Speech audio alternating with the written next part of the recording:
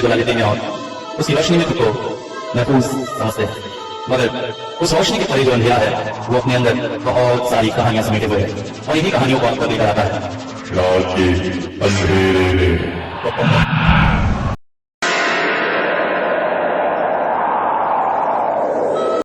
Hello, नमस्कार, आदाब, सत श्री अकाल दोस्तों। स्वागत सभी का एक बार फिर से आप बीती के सच्ची घटनाओं के क्रम में। और आज 3 बहुत ही डरावनी कहानियां सच में डरावनी कहानियां। फेसबुक, जी हाँ दोस्तों, फेसबुक। दोस्तों, हम सभी आज की दुनिया में फेसबुक, इंस्टाग्राम का भरपूर यूज करते हैं, मगर क्या आपको पता है 20% ऑफ जो आईडीज हैं उनके ओनर मर चुके हैं। जी हाँ, 20% घोस्ट आईडीज इस वक्त फेसबुक, इंस्टाग्राम जैसी जगहों पर है और उनको नॉर्मली देखा जाता है। इसका एक एग्जांपल मेरा भी है। मेरा एक फ्रेंड है, कहते हुए दुख तो होता है, मगर 2020 में कोरोना से उसकी मौत हो गई। बहुत टैलेंटेड था, एनिमेटर था, बेंगलोर में काम करता था, बट आज तक हम लोगों ने उसकी आईडी को अनफ्रेंड नहीं किया है और उनके घर वालों ने उसकी आईडी को बंद नहीं किया है उसकी याद में। ऐसी कितनी आईडीज फेसबुक पर हैं। क्या हो जब कोई आईडी सच में आपसे मैसेज करना शुरू कर दे। ऐसा ही कुछ हुआ दृष्टि की सहेली के साथ। दृष्टि रहती है बेंगलोर में। ये लिखती है, बेंगलोर में मैं कॉलेज में पढ़ रही थी। कॉलेज के दिनों में मुझे घर से मोबाइल वगैरह अलाउ नहीं था। कंप्यूटर भी था तो उसमें इंटरनेट कनेक्शन नहीं था, बस पढ़ने के लिए यूज़ करती थी। हाँ, सोच रखा था कॉलेज कंप्लीट होने के बाद ले लूँगी मोबाइल, बट अभी डिस्ट्रैक्शन नहीं चाहती थी। दृष्टि की एक सहेली थी, अनामिका। अनामिका रोज़ दृष्टि के साथ ही कॉलेज जाया करती थी। अनामिका इन सब चीज़ों में बहुत इन्वॉल्व रहती थी। अचानक ही एक दिन उसने दृष्टि को बताया कि फेसबुक पर उसका एक फ्रेंड है, अमित चटर्जी नाम से। धीरे धीरे अनामिका अमित के साथ बहुत सा समय बिताने लगी। दृष्टि ने देखा कि जैसे ही वो लोग कॉलेज जाते थे, ये कोई 10:10 का सवेरे का समय होता था, अचानक ही अनामिका के मोबाइल पर एक कॉल आता था। अनामिका रिसीव करके बोलती थी, थोड़ी देर में लगाती हूँ। दृष्टि सोचती थी कि जब अगले को पता ही है कि 10:10 पर वो कॉलेज जा रही होती है और उसके साथ दृष्टि होती है, तो फिर वो कॉल क्यों करता है। इसके बाद कॉलेज पहुंचने के बाद क्लासेस बंक करके अनामिका फ़ोन पर लगी रहती थी। एक दिन अचानक अनामिका ने कॉलेज आना बंद कर दिया। करीब हफ्ते 1.5 हफ्ते वो नहीं आई। फ्रेंड से पता करे तो पता चला कि उसकी तबीयत खराब है। दृष्टि उसका घर नहीं जानती थी, वही दृष्टि को साथ लेने के लिए आया करती थी और मोबाइल तो यूज़ ही नहीं करती थी दृष्टि। ऐसे में एक दिन दृष्टि की माँ ने ही उससे कहा कि बेटा उसकी खबर लो, तुम्हारी इतनी अच्छी फ्रेंड है। तो दृष्टि ने अपनी नोट्स बुक्स में उसका नंबर सर्च किया।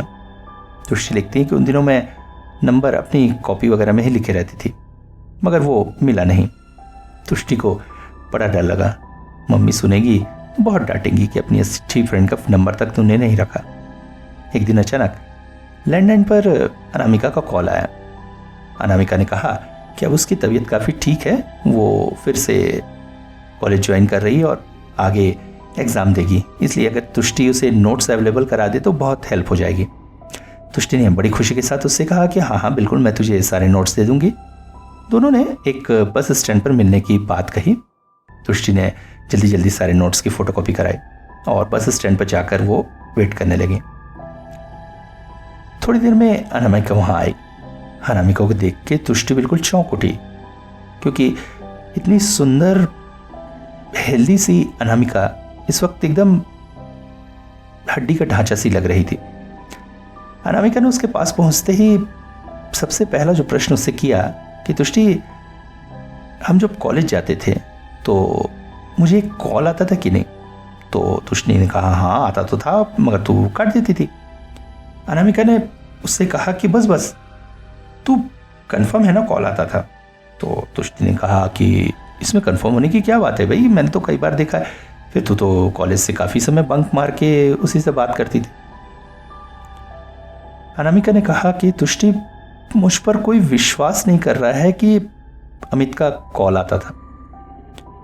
तो तुष्टि चौंक पड़ी, भाई ये क्या बात हुई, क्या कहना क्या चाह रही। तो उसने कहा एक काम करते हैं, कहीं बैठते हैं। तो पास ही में एक सस्ता सा चाइनीज़ रेस्टोरेंट था। तुष्टि लिखती, उस दिनों हमारी पॉकेट मनी भी उतनी नहीं थी कि महंगे होटल में जा सके, तो सस्ते से होटल में गए। होटल के अंदर नीली रंग की हल्की रोशनी थी जिसमें दोनों बैठे हुए थे और बातें कर रहे थे। अनामिका ने जो कुछ बताया वो तुष्टि के लिए बहुत चौंकाने वाला था। अनामिका ने बताया कि वो पिछले कुछ समय से लगातार अमित नाम के उस व्यक्ति से बातचीत कर रही है और बातचीत करते हुए वो बिल्कुल उसके प्यार में पड़ गई है और अब उसके बिना उसका रहना मुश्किल है। तो तुष्टि ने कहा कि तेरी तो अभी तबीयत खराब थी, तुझे पढ़ाई और इस सब पे ध्यान देना चाहिए, ये सब क्या बात है। तो अनामिका ने कहा तू कभी कर तो समझेगी। फिर उसने ये भी सजेशन दिया कि तू मोबाइल ले ले, कम से कम थोड़ी सी तो मॉडर्न बन। तो तुष्टि ने कहा कि कॉलेज कंप्लीट होने के बाद मैं लूँगी, मैं फेसबुक सब सीखूंगी चलाना, बट अभी मैं अपने आप को डिस्ट्रैक्ट नहीं करना चाहती हूँ। इसके बाद की जो घटना अनामिका ने बताई वो तुष्टि के लिए बहुत ही चौंकाने वाली थी।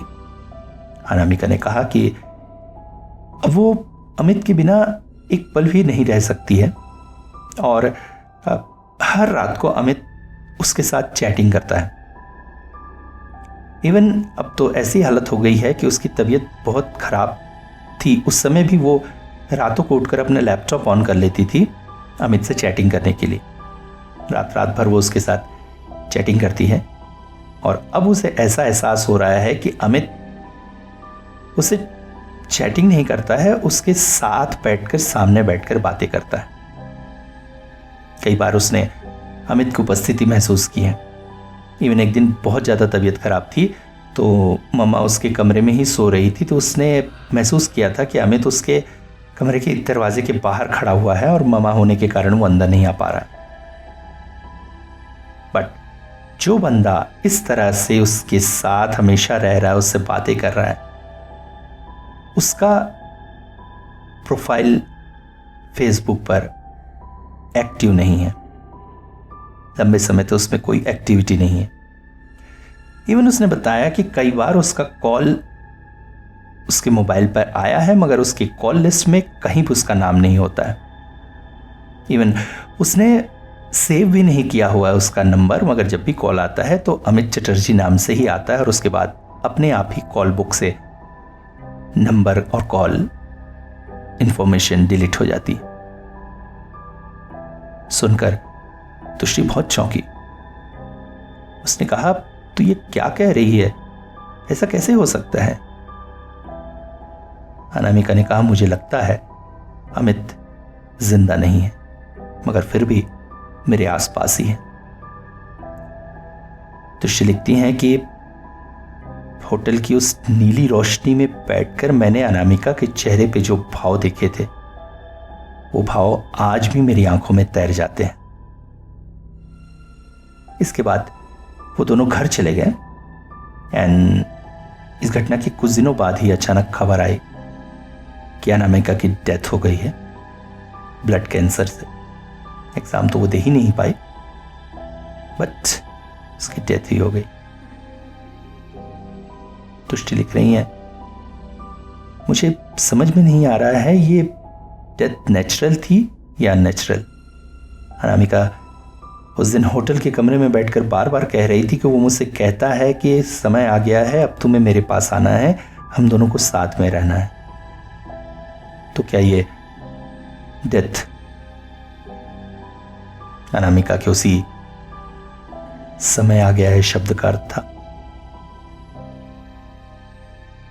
खैर इसके बाद समय बीतता रहा और कॉलेज के 3 साल कंप्लीट करने के बाद तुष्टि को एक अच्छी जगह नौकरी मिली। उन्होंने अपना पहला मोबाइल खरीदा और फेसबुक पर अपना प्रोफाइल बनाया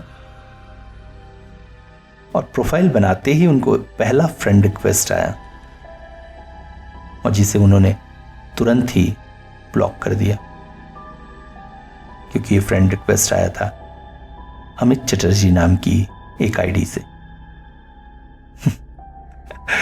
सो स्केरी डियर, बहुत बहुत अच्छी और अलग टाइप की एक एक्सपीरियंस आपने भेजा है। मैं दोस्तों से कहना चाहूँगा ऐसे एक्सपीरियंस अगर उनके पास भी हैं तो ज़रूर सेंड करें। हाँ, और इसके बाद पड़ोसियों से भी बचकर रहें, क्योंकि क्या पता कौन सा पड़ोसी कैसा है। ये सही कह रहे हो तुम। तो आज पड़ोसियों की भी बात, ये घटना भेजी है दिल्ली से मनोज ने। मनोज लिखते हैं ये घटना हमारे एक रिलेटिव के साथ घटी है, जिनके बारे में मैं कंफर्म नहीं कहना चाहूँगा, तो यहाँ पर मैं उनको कुछ इमेजिनरी नाम दे रहा हूँ। और ये एक बड़े शहर की घटना और सच्ची घटना है, और मैं उसको थोड़ा सा काल्पनिक और नाट्य रूप दे रहा हूँ। तो घटना कुछ ऐसी है कि एक फैमिली थी, डिकोस्टा फैमिली, जिसमें हस्बैंड डेविड डिकोस्टा, वाइफ एना डिकोस्टा और उनकी एक प्यारी सी 3 साल की बेटी सिल्विया। इनका जो है उस नए शहर में ट्रांसफ़र होता है, और ट्रांसफ़र होते ही साथ जैसा हम सभी को होता है कि भाई सर छुपाने के लिए एक जगह की ज़रूरत थी। तो बड़ी किस्मत से इनको एक अच्छा सा बंगलो मिल गया था। हालांकि ये शहर से थोड़ा बाहर तरफ था और थोड़ा शांत टाइप का था, और आसपास भी घरों की कमी ही थी। जो घर थे वो काफ़ी दूर दूर थे, मगर चूँकि बंगलो काफ़ी अच्छा सा था इसलिए डेविड जो थे वो काफ़ी खुश थे। और सब कुछ सेटल करके डेविड ने फर्स्ट डे ड्यूटी ज्वाइन की, और तभी घर की घंटी बजी। जब एना ने दरवाज़ा खोला तो सामने एक मॉडर्न ड्रेस में एक महिला खड़ी थी। महिला ने कहा, हाय, मेरा नाम रीटा है, मैं आपकी पड़ोसन हूँ।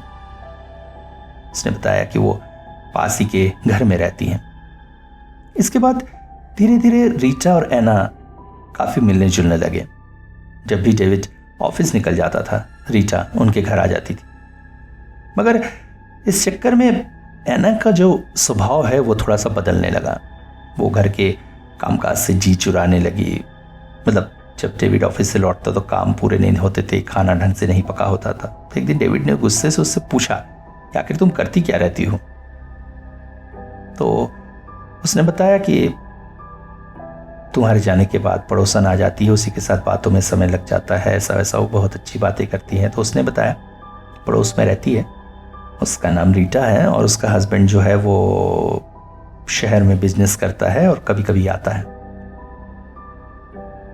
तो धीरे धीरे जो नेचर चेंज हो रहा था एना का, इसको देखकर डेविड थोड़ा गुस्सा ही हुआ, और उसने मना किया कि तुम ऐसा इनसे मत मिलो, ये जगह उतनी अच्छी नहीं है, लोग इतने नहीं हैं, जान पहचान नहीं कौन क्या है। एंड इवन डेविड जब रीटा के घर के सामने से गुजरते हुए ऑफिस जाता था तो अक्सर उसने देखा था कि वहां पे ताला लगा हुआ रहता था। तो एक दिन अब एना ने भी एक्सेप्ट कर लिया, ठीक है मैं उससे नहीं मिलूंगी। तो एक दिन डेविड ने अपनी बेटी से पूछा कि बेटी मेरे जाने के बाद मम्मा क्या करती है? बच्ची ने बता दिया कि रीटा आंटी आती है और उनके साथ मम्मा गप्पे मारती है। सुनकर डेविड बहुत गुस्सा हुआ कि मेरे मना करने के बाद भी ये बात नहीं मान रही है। तो एक दिन उसने फैसला किया कि वो जो है ऑफिस जाने के नाम से निकलेगा और छुप जाएगा और देखेगा रीटा उसके घर आती है या नहीं। बच्ची है, बच्ची की बात का क्या उतना भरोसा करना। तो वो उस दिन छुपा रहा एंड पूरे दिन उसने देखा कि रीटा के घर में जो है ताला ही लगा हुआ था, कोई भी ना अंदर आया ना बाहर आया। तो फिर उसे ऐसा लगा कि हो सकता है वो घर में ही ना हो, बाहर गई हो अपने पति के साथ, इसलिए ना आई हो।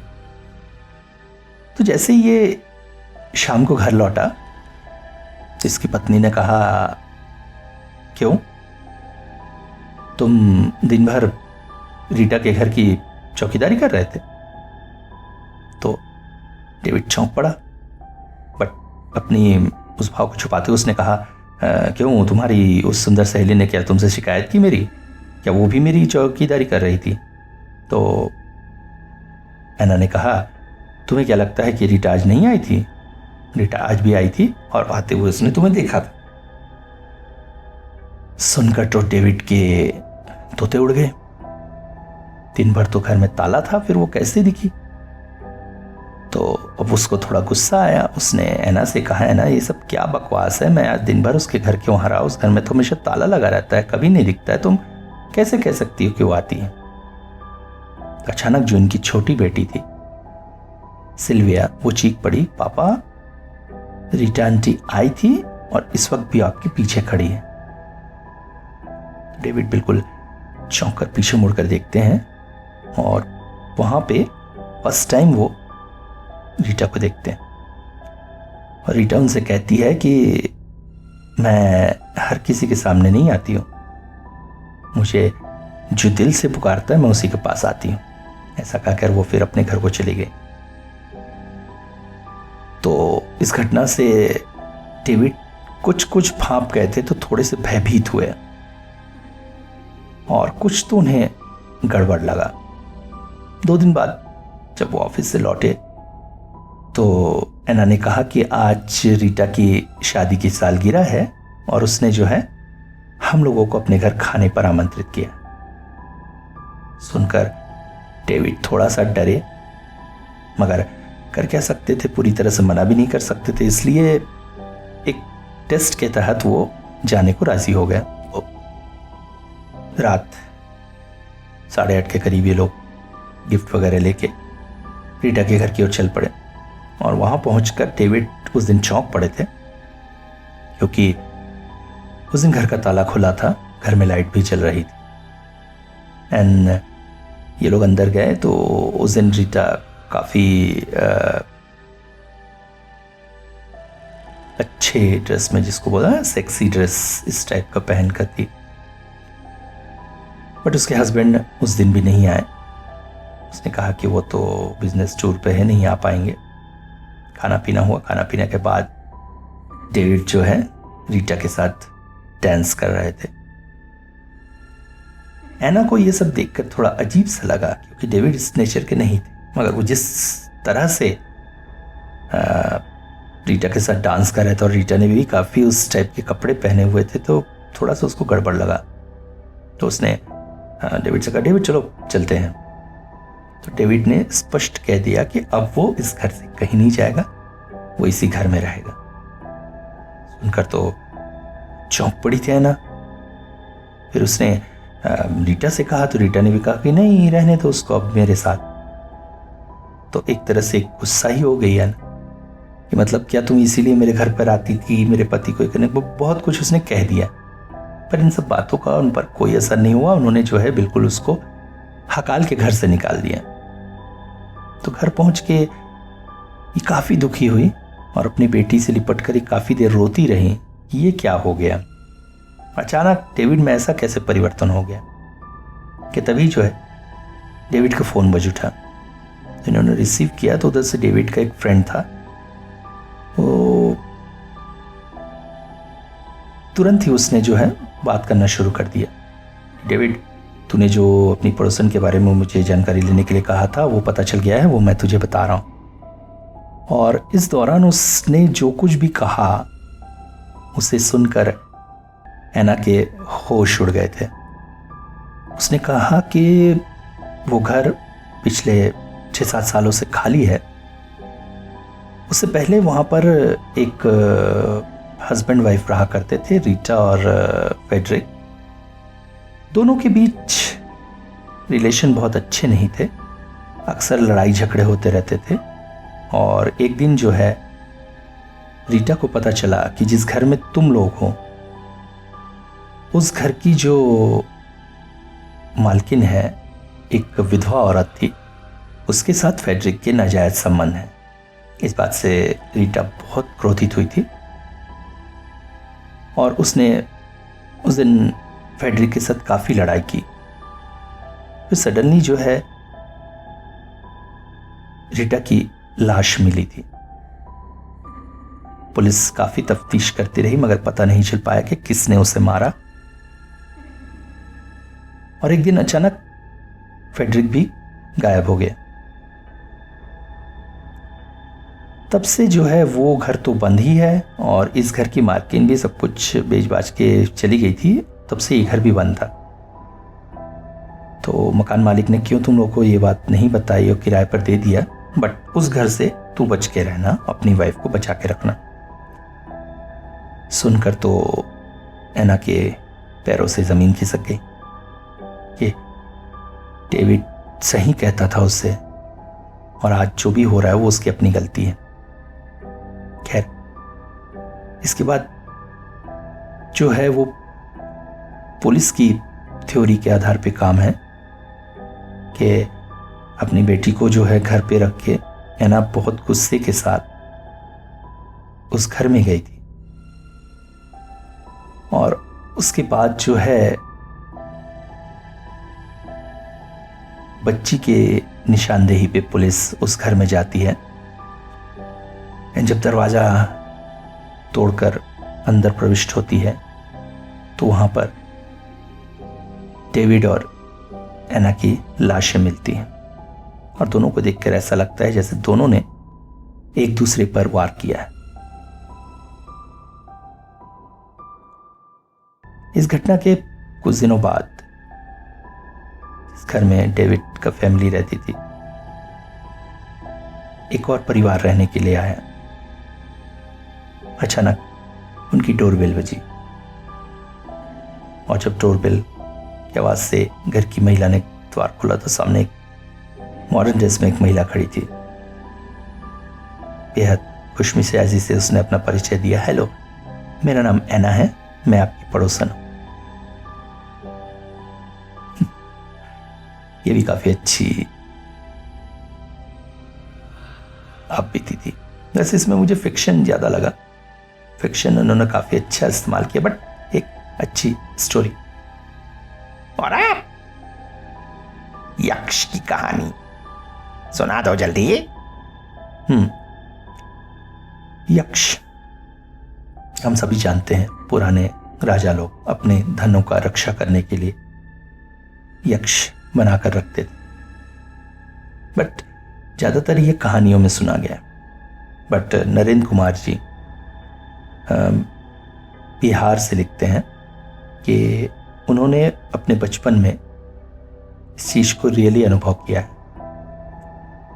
बचपन में ये अपने दादी के बड़े लाडले थे और दादी के साथ ही ज़्यादा समय इनका बीतता था। दादी के पास ही सोना, दादी के पास उनके हाथ से खाना खाना। और जब बारिश भरी रातें होती थी तो दादी से अलग अलग तरह की डरावनी कहानियां सुनना। तो एक दिन की बात है, इनकी जो बुआ थी वो पास के गांव में रहती थी और वहां से वहां तक आने के लिए ट्रेन से आना जाना पड़ता था। तो बुआ का नया घर बना था, उसी का गृह प्रवेश था। तो दादी जा रही थी तो नरेंद्र जी भी उनके पीछे पड़ गए, मुझे भी जाना है दादी के साथ। हालांकि नरेंद्र जी की माँ ने मना किया कि इतना दूर का रास्ता है मत जा, मगर बच्चे के हट के आके झुकना पड़ा तो दादी के साथ चले गए। तो सारा कार्यक्रम वगैरह हुआ। शाम की ट्रेन 6 बजे की थी और एक 8:30 बजे की थी। तो जैसा होता है कार्यक्रम के चलते इनसे जो है 6 बजे वाली ट्रेन मिस हो गई। तो फिर दादी के साथ ही जा रहे थे। दादी इनसे कह रहे जल्दी जल्दी पाँव चला रहे, स्टेशन पहुंचना है, ऐसे ही रात हो रही है। सुदूर आकाश में बादल चमकते भी दिख रहे थे। दादी बड़ी चिंतित हो गई कि भाई कुछ अगर घर समय पर नहीं पहुंच पाए आज तो बहू से बहुत डांट पड़ेगी। और इनकी माँ और दादी के बीच अक्सर नोकझोंक लगी रहती थी।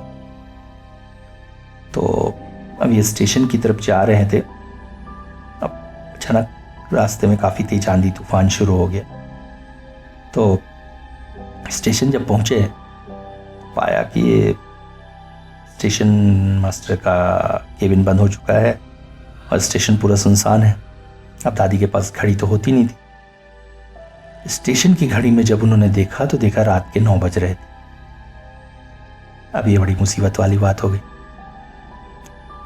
किया क्या जा सकता था? तो दादी ने कहा एक काम करते हैं, वापस घर चलते हैं, पास ही में तो है स्टेशन थे, कि यहाँ सुनसान में क्या करेंगे और सवेरे ही ट्रेन मिलेगी। तो दोनों रिटर्न जो है इनकी बुआ के घर की तरफ चल पड़े। मगर रास्ते में जो है मुसीबत और बढ़ी। आंधी तूफान तो चल ही रहा था, उसके साथ तेज बारिश भी आ गई। तो रास्ते में ही एक पुराना जो है घर पड़ता था, जिसको गांव वाले जो है राजा का घर कहते थे। एक समय वो किसी राजा या किसी बड़े जमींदार का घर हुआ करता था। अभी खंडहर जैसा था। दिन के समय लोग वहां आते जाते थे, क्योंकि बहुत बड़ा वहां पे एक बागान था, तो उसमें कई तरह के फल फूल वगैरह थे, तो लोग उसको तोड़ने जाते थे। रात के समय उस घर से लोग पता नहीं क्यों बचते थे। तेज बारिश शुरू हो गई, साथ में बच्चा। अब इसको अगर भीग गया, निमोनिया हो गया, तो इसकी माँ तो दादी तो बड़ी चिंतित हो गई। तो दादी ने कहा कि चल रही है, इसी घर में रात बिता लेते हैं। तो ये बच्चा तो थोड़ा सा डरा, दादी ऐसा वैसा। तो उन्होंने कहा वो सब कहानी होती है, कुछ नहीं होता है, तो दिन में लोग जा रहे हैं तो प्रॉब्लम क्या है, अब मरता क्या ना करता। तो दोनों उस घर में गए। राजमहल कहने को ही था, काफी हिस्सा छत तक टूट चुकी थी। एक कमरा थोड़ा सा ठीक ठाक उनको मिला, तो उसमें सिर छुपाकर बारिश से बचे। फिर बच्चे ने कहा दादी भूख लगी है, तो वो ने काफी सारा प्रसाद वगैरह इनको दे दिया था। तो कहा एक काम कर, यही खा लेते हैं, और क्या करेंगे। तो फिर उस बच्चे को खाने दिया, और खुद के लिए वो निकाल ही रही। तभी उनको महसूस हुआ कि बाहर वाला जो कमरा है वहां से कोई अचानक से हटा, दौड़ते हुए वहां से हटा। एक पल को तो पहले इनको भ्रम हो सकता है करके, मनुष्य ऐसा ही सोचता है, कोई तुरंत तो डर की बात सोचता नहीं। फिर अचानक जब खावा के बर्तन वगैरह समेट रही थी, फिर वही अनुभव हुआ। खैर जैसे तैसे बर्तन वर्तन समेट के वहीं बैठ गई। ये दादी के गोद में सो गया और उसके सिर पे थपकी देने लगी। थपकी देते देते बच्चा थका हारा सो गया, और दादी को भी पता नहीं कब झपकी आ गई। नींद जब खुली दादी की, तो उन्होंने देखा कि बच्चा उनकी गोद में नहीं है। ये देखकर तो इनकी हालत खराब।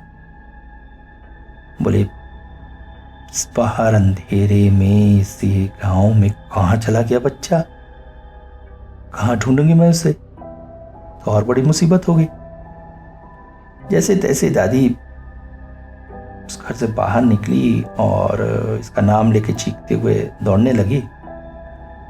दौड़ते दौड़ते पास ही में एक तालाब था। दादी ने देखा उस तालाब के पास एक बच्चा खड़ा है। दादी दौड़कर इसके पास गई और इसके कंधे में हाथ रख के बोलने ही वाली थी कि अचानक बच्चे ने इनको चुप होने का इशारा किया। मतलब हमारे जो स्टोरी लिखने वाले हैं उन्होंने, और वो लिखते हैं कि फिर जो सामने का दृश्य हम लोगों ने देखा, शायद ही कभी मैं भूल पाऊंगा। कहते हैं कि उन्होंने देखा वो जो घर था उसके पीछे के कमरे से कुछ लोग बड़े बड़े गमले, गंजी उठाकर कंधे में तालाब की तरफ जा रहे, और उसमें चमकते रत्न भरे हुए। मतलब रात के अंधेरे में भी वो रत्न चमक रहे थे, और जो लोग लेकर जा रहे थे वो आकृति में इतने बड़े बड़े थे, मतलब साधारण मनुष्य की आकृति नहीं, और उनको ले जाकर वो तालाब में उतरकर गायब हो जा रहे। तो इसने दादी से पूछा, दादी वो क्या है? दादी ने बताया, बेटा आज तक तो कहानी में सुनता आया है, आज सही में देख ले, यक्ष होते हैं।